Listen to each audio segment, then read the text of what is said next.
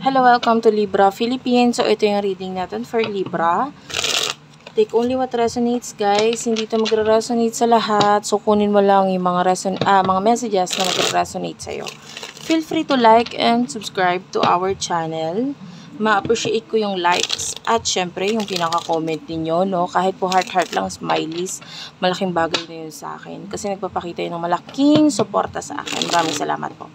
And kung gusto mo magpa-personal reading, Jing Tarot Reader. Okay, so start na natin ang reading. This is for Libra. Wala tayong specific zodiac sign ng pagdating sa love, no? So, kung mababanggit mo man ang zodiac sign ng person mo or hindi. By the way, hindi to love reading lang.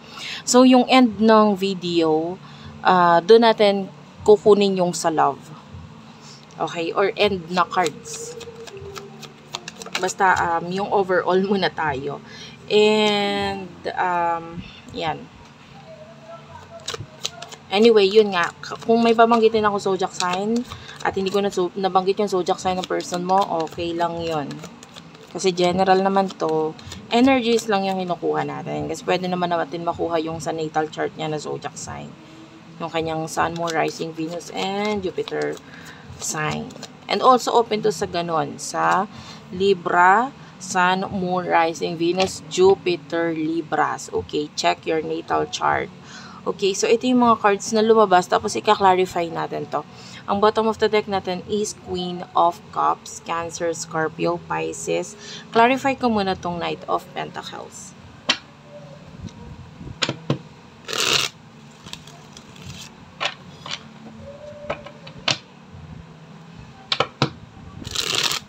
Pwede ka makarelate, pwedeng hindi ha.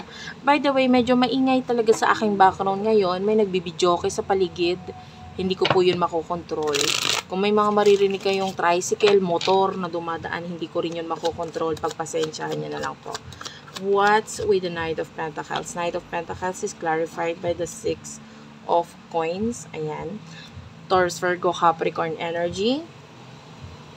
Wow. I can see a person na pwedeng ito ay pwedeng may kinalaman sa love, pwedeng partner mo, relationship, or may kakonect with na may kinalaman sa love, or pwede rin namang a person na maybe a family, a friend, whoever this person is.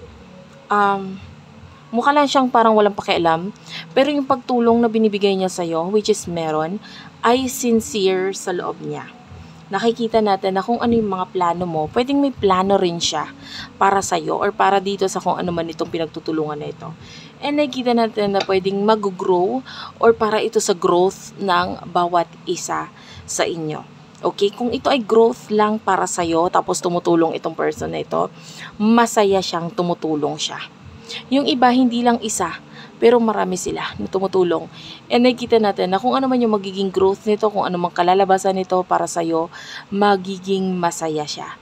Okay? Kung ikaw ito na may growth. But all in all, nakikita natin na hindi man showy yung person na ito or mga taong ito sa kanilang emotions, ganyan, sa mga itinutulong nila or whatsoever, masaya sila para sa'yo. At bukal sa kalooban nila yung pagtulong na ginagawa nila sa'yo para dito. I feel like dito na-realize mo rin yung mga taong dapat mong i-keep sa buhay mo. Kasi nakikita natin na nagbibigay ka rin ng pagmamahal dito sa mga taong ito. Kasi na-realize mo, wow, na-appreciate mo yung efforts, yung pagmamahal, yung pag-intindi, yung pagbigay, pangunawa, pagtulong na binibigay nito mga taong ito.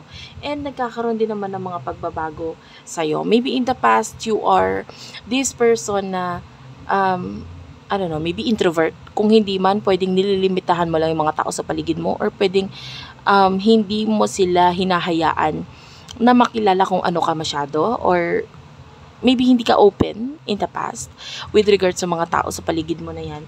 But then, na-realize mo, pag may mga desisyon akong mali, etong mga taong ito yung magpipigil sa akin kasi ayaw nila akong masaktan. Okay, maybe na-realize mo na importante ka rin para sa kanila.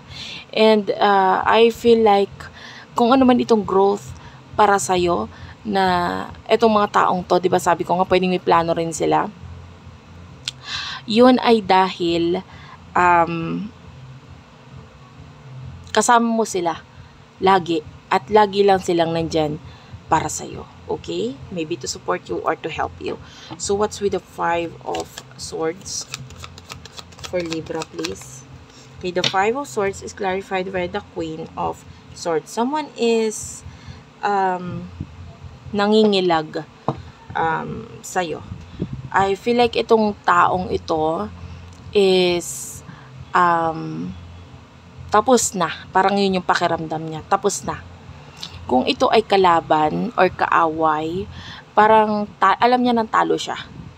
Alam mo yun? If this is regarding, I don't feel like may kinalaman to sa love.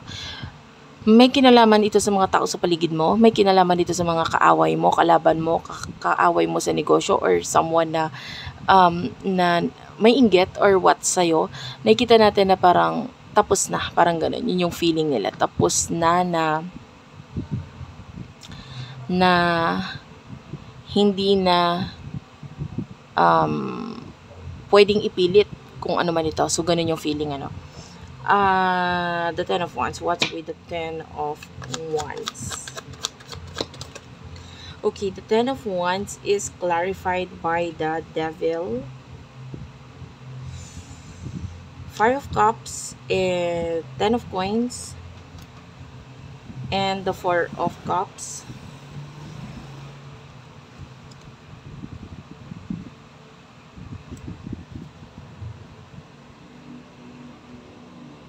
Alam mo yung maganda dito, whatever itong bagay na nagpapahirap sa'yo, nakikita natin yan na matatapos na yan. Guys, yung pagtatapos nitong bagay na ito, nasa sayo pa rin, ha? Hindi ko sinabing matatapos yung paghihirap na yan ng kusa.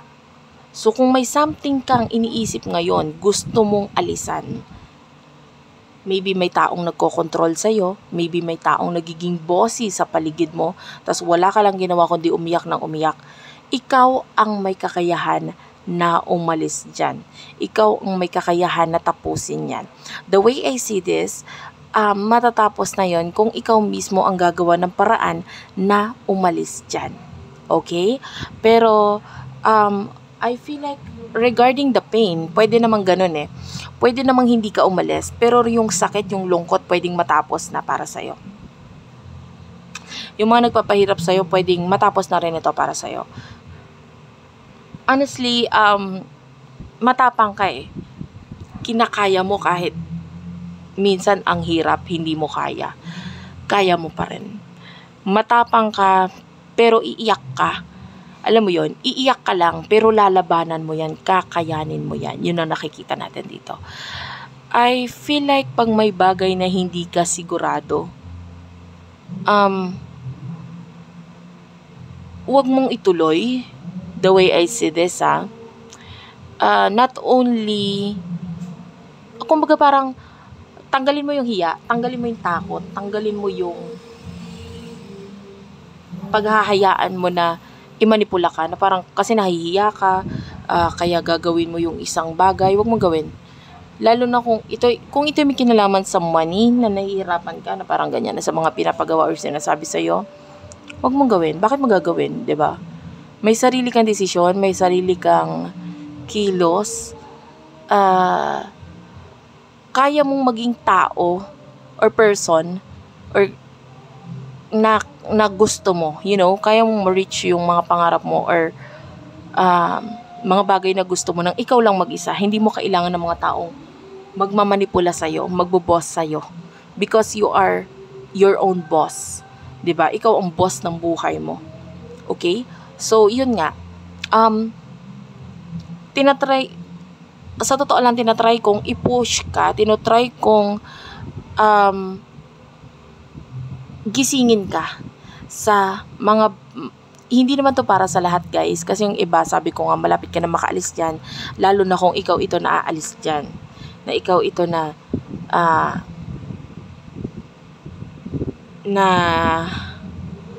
parang mag-aalis sa sitwasyon mo na nagpapahirap sa'yo, lalo na kung hindi ka naman sigurado sa bagay nito.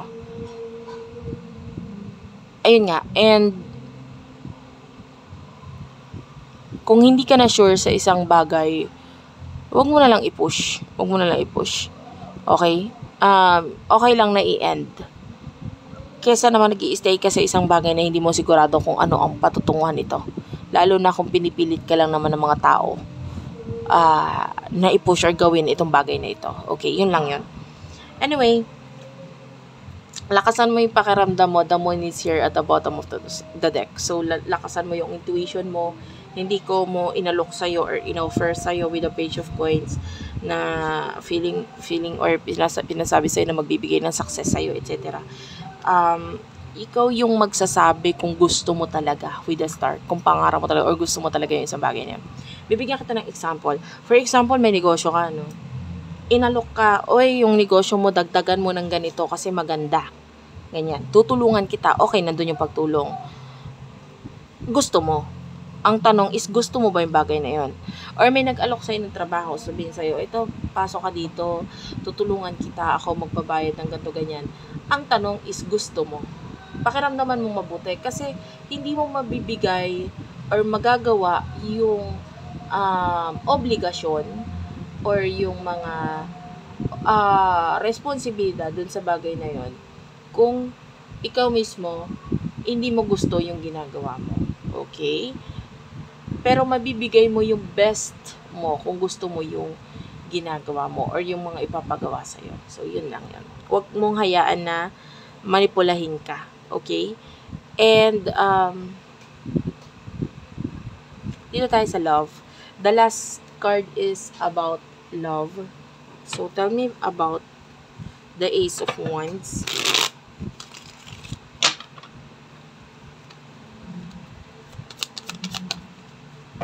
Okay, so there's this, the Fool energy.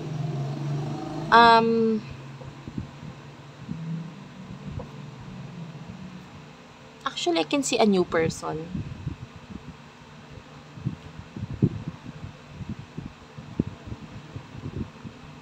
For some of you, kung may nag-end sa'yo, na maybe relationship or connection na parang hindi naman nag-work out, 'di ba? Kung nag-end na siya, may new person akong nakikita na para sa'yo. Pero pwedeng ano siya dumating siya sa buhay mo na parang as a friend, and maybe nakakakita pa nga ako ng energy ng ng with the Joker, with the Fool. There's that's like, I'm sorry. So that's like a Joker energy. Ayan, so nakakakita tayo ng person na parang palabiro, ganyan. So magiging masaya ka, pasasayahin ka niya. Kasi yun yung makakapagpasaya sa kanya yung kasayahan mo. So pwedeng lumabas itong person na ito as a friend, and then will try his or her best na patawanin ka. Yung iba, literal siyang magaling siya magpatawa. Pero yung iba, kahit hindi siya magaling magpatawa, pipilitin niyang magpatawa para sa'yo. Kasi yun yung makakapagpasaya sa kanya. Yung parang, kung ano yung makakapagpasaya sa'yo. Yung mga ngiti mo, yung mga tawa mo, yun yung makakapagpasaya sa taong to. Kasi, may pinakikita niya yung buhay mo in the past na parang mahirap, parang ganyan, walang kagana-gana. And then, siya yung gagawa ng paraan para maranasan mo namang maging masaya. At saka, I feel like this person has a lot of love for you and will try na maiparamdam or mapakita sa'yo yon, kahit hindi naman niya agad sabihin. That is only applicable sa, I feel like, mga singles or yun nga, nag-end na yung relationship. For some of you, if you are in a relationship, nakakakita lang naman tayo ng mga new beginnings na may kinalaman sa pera na magbibigay ng success para sa'yo. Okay? Para naman dun sa iba, like, if you are in a relationship tapos alam mong may pag-struggle or hindi kayo okay ng partner mo, ng person mo, katulad ng sinabi ko kanina, ikaw lang makakapag-alis sa sitwasyon mo na yan. Hindi yan mag-i-end kusa na akala mo parang naramdaman mo yung bagyo tapos after na may sunshine or etc. Walang ganun. Ikaw ang aalis sa sitwasyon or magtatapos ng sitwasyon kung alam mong hindi na talaga okay ito para sa inyo. So, yun lang yun. Thank you for watching, guys. I love you all and bye-bye.